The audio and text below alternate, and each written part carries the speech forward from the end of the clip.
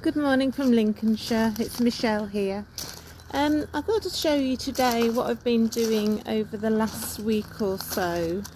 This is my blue moon rose, and if you can remember from last year's video, basically it became extremely leggy. It's been here for, I would say, probably a good 6 to 8 years now, and the canes are getting very wide, substantial. So one of the main canes is just down here, and it's starting to look more like a tree trunk than a rose cane. So anyway, this rose does tend to grow very strong and very vigorously. So it's actually planted next door to a snowball bush, which stands up about 8 foot high when it's got all of its flowers on. It has white flowers in the springtime. So what I decided to do last year was to use the snowball bush as a climbing frame for the blue moon rose, because I did have it attached to the wall of the house up here and along the guttering up there, but it just didn't look right, and it got blown off the wall at one point last summer on a very windy day. So I've decided to prune it properly and train it, and I've trained it round. I did this yesterday actually, it took me all day, and I bent the canes round and tied them in. It's quite difficult really probably for you to see the whole thing, but it's created a bit of like a ball shape or an oval shape at the top of the shrub. So the snowball will still grow through this, and then when the flowers are finished on that, I'll chop them all off, and then the rose will be able to use this as its support mechanism, which I think will be a lot better than having it all just flopping all over the floor. So that's the blue moon rose, and I'll take you now and show you a few of the other ones that I've done. So as we come off the patio, this is the garden part that we look onto, and this used to be full of box balls. So my husband has dug them up. They're still actually in the ground waiting for me to find them a new home. So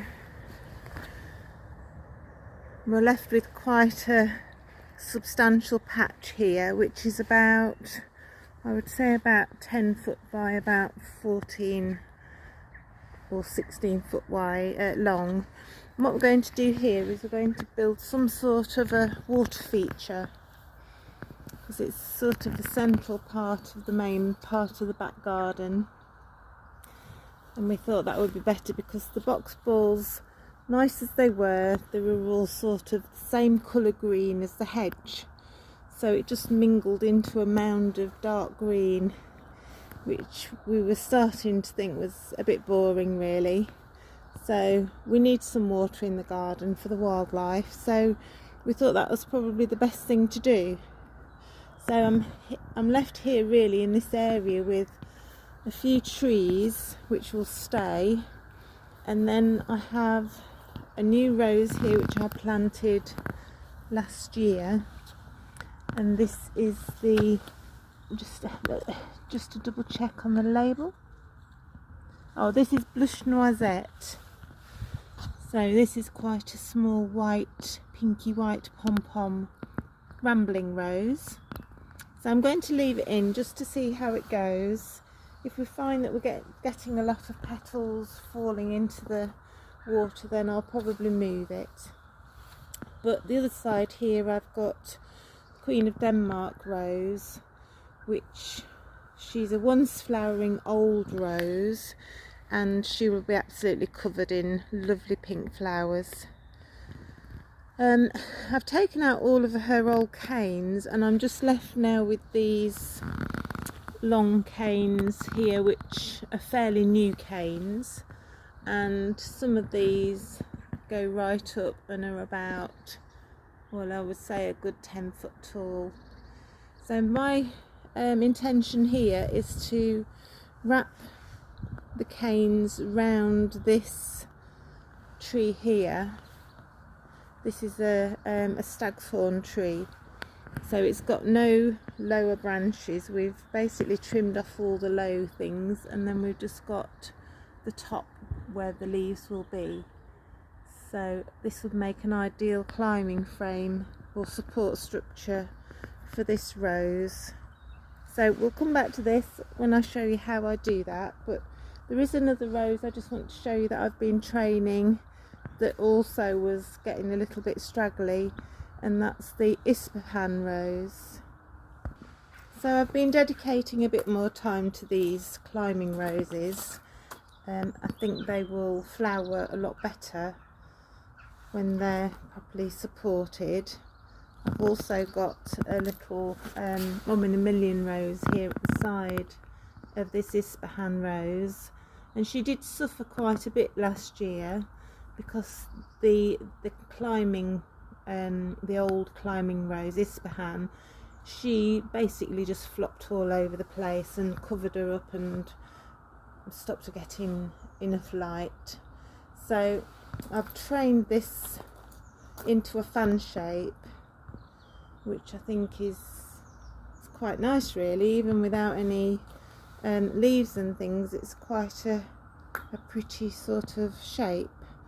So in May time this rose should be covered in pink blossom, so it's something I'm sort of really looking forward to seeing.